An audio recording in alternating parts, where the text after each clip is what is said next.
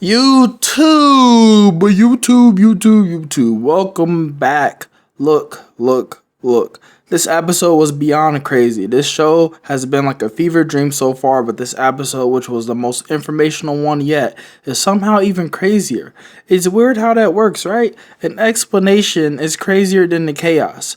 But anyways, last week I covered last episode, and unfortunately they took that video down for 4 days. It was doing pretty well. It had 1,000 views in a day, the first day. Then they took it down and it lost all of the momentum. And the other YouTubers jumped on it and their videos did pretty okay, so I just lost out. That being said, I hope my video this week isn't blocked. If you watch my episode rants, you know I do a quick recap, then we cover the episode and then discuss important things, so let's get right to this. The episode opens up with Rika reviving her statue. Like Momo, the moment lasts only a second as the revived girl vanishes. Rika gets ready to depart from her pet thingy, and he saves her by pushing her away from the incoming threat. This sleep paralysis demon uses a chain chomp from Mario and kills the pet Mana. This monster, who we come to find out isn't the Nados, just like the monster from last week, whose name we don't know for sure, but I'm assuming is Hyphen. Which I was incorrect. I said that was the Nados, or at least I thought it was. Either way, this monster's name is Dot. Dot scares Rika pissless as she asks her, "Are you okay?" Literally, as she pisses herself, and we see that these new threats are nearly invincible towards the weapons our characters have now. Rika, who was willing to be killed, and yet she was scared of this monster, Dot, to where she pissed herself, absolutely afraid of that death.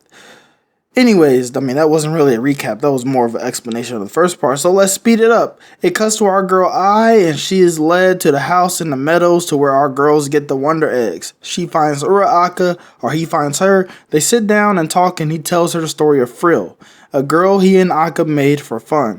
This girl was made with positive and negative emotions, which ends up being a mistake because she commits several atrocious crimes, which we'll touch on later. After he's done telling Ai about the story, it cuts to her getting ready to break her egg, but she breaks down instead, and the episode ends. Seems like a short recap ignoring the explanation of the first 2 minutes, right?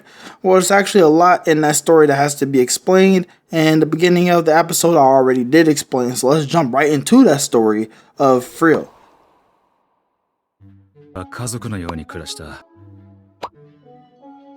Frill was a girl given a 14-year-old body. As I said earlier, she was given both positive and negative emotions. Those negative emotions spiraled out of control in the form of jealousy when Akka found him a wife. Something that is unique to Frill, which the show emphasizes to us in the form of transitions, is her lip popping. So far it's been shown that something bad is about to happen that she's the root of whenever she does this. But she also did this at normal times, so we have yet to see just how significant the action is, if they even show it. We do know it matters somewhat though. I brought up her crimes earlier. She ends up directly killing Akka's wife by electrocuting her. The baby survives, or at least I believe so, even though it looks like she was burned somewhat. Definitely some discoloration, but either or, they say it's a daughter that was left behind, so it seems that the baby survived, unless it was like another kid. She makes suggestive comments towards Uraraka when she grows up, and then does the signature Frill lip pop, and ends up killing herself. See what I meant earlier? At this point, Frill was already trapped for killing the wife. After the little girl kills herself, Uraraka burns her alive in a very demented scene, as she tells him to not pretend like he doesn't see her. Uraraka assumes that Frill used Hyphen and Dot to get the young girl to kill herself, and from there Akka and Uraraka investigate and come up with theories which may or may not have been confirmed. I want to kind of talk about that a little bit. I could make a separate video to get even more views, but I'm going to stay classy, you feel me? Let's explain their theories. They think that Frill is causing girls to kill themselves. That much has been confirmed. That is for sure their theory. What isn't confirmed is how she's doing it. From the evidence we have now, I think it's obvious that she can enter the psyche of young girls using Dot and Hyphen and some other creature that hasn't been revealed, who will most likely attack our girl Nairu. That much I think is their theory that has been explained so far. My own theory, which directly piggybacks off of theirs, which I'm assuming is just what they already know, but they haven't explained thoroughly, is that Frill has some power that will show you the Nados, which isn't a person, but a personification of the temptation of death. She uses her 3 monsters to go to the girl's house and cause them to kill themselves once they are shown the temptation of death.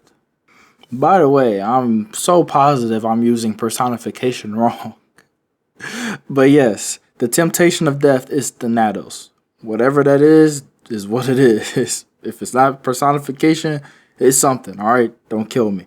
Anyways, I could be totally incorrect, just like I am with personification, as I have been before, in thinking that this bug was Thanatos.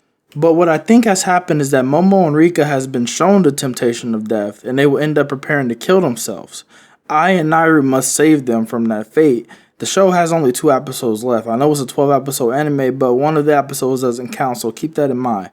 I and maybe Nairu will save the other 2, or maybe just I will save all 3, and then they will fight the monster girls together and finally kill Frill, who is still alive in a way because the bug girls talk like she can still do things regardless of her body being burned. It's all mental. I mean, they are traveling to a dream state of mind. Maybe she's like Freddy Krueger. I don't know. We don't know that yet, alright? And that's fine. Now we know why all the statues and all the girls that were saved throughout the show killed themselves. It wasn't caused by their own grief. It was caused by Frill, mostly. Aka and Aka created the Wonder Egg, and maybe that won't be explained on how they did that but it doesn't need to be. They created the Wonder Eggs, and through that world, our main cast can cause issues for Frill and her gang, whose complete goals we don't know yet as well. So there's still a lot of questions. And yeah, that's going to do it for this episode rant. I know I explained a lot of things, but left a lot of things unexplained. It's kind of just like how the show has done us. We have 2 episodes left to see how they're going to wrap it up. So far, I said in my last week's episode rant, I believe, that this show is so far perfect. I really hope they don't mess it up. They have a lot to tie together in these last 2 episodes, so hopefully they don't rush it too much, but at the same time, what more choice do they have? I don't want them to knock off their 10 out of 10 mark by making this a sloppy end, but I have faith that they'll do it right. I mean, they obviously had a plan from the very beginning. Let's see if they execute it. What do you guys think is going to happen? This for sure was the crazy episode, which we were bound to get one. Well, I mean, we needed one hell of an explanation for all the stuff that we've seen so far. I mean, this show warrants so many questions, and they have not answered most of them until this most recent episode. Honestly, we still have a lot more questions. Like I said earlier, they really do need to be solved. They can't go unanswered. And I'm hoping Momo and Rika survive. You know, talking about just what happened in the episode, like, they are obviously traumatized. You see what they're doing on the little TV screens. They're down bad. Especially Rika. Like, I mean, Momo's not sleeping because I'm sure she doesn't want to encounter the girl again. I don't know what Rika's doing, but like, her Pokemon died horrifically. I mean, both of their Pokemons died tragically, and I guess it'll scar him, but Rika especially. I mean, he got messed up. He got smashed, and like, she tried to help, but you guys saw what happened. Like I said earlier, she was scared pissless, like pissed on herself. I've never seen one of the main characters of a show do something that embarrassing. Even though I guess it's not really embarrassing, but like, usually the viewers, we don't see our heroes pissing themselves. It's always a side character or enemy or some crap. Anyways, if you guys like the video, leave a like and sub. I talk about the show weekly, obviously, and once the show ends, I'll do an entire review. If you like the series, be sure to stay tuned and check that out. It's YouTube law, I have to tell you guys that. All of it. With that being said, thank you guys for watching up until this point. I don't know how you got here, 10 minutes of me rambling. Love you because of that. Pass.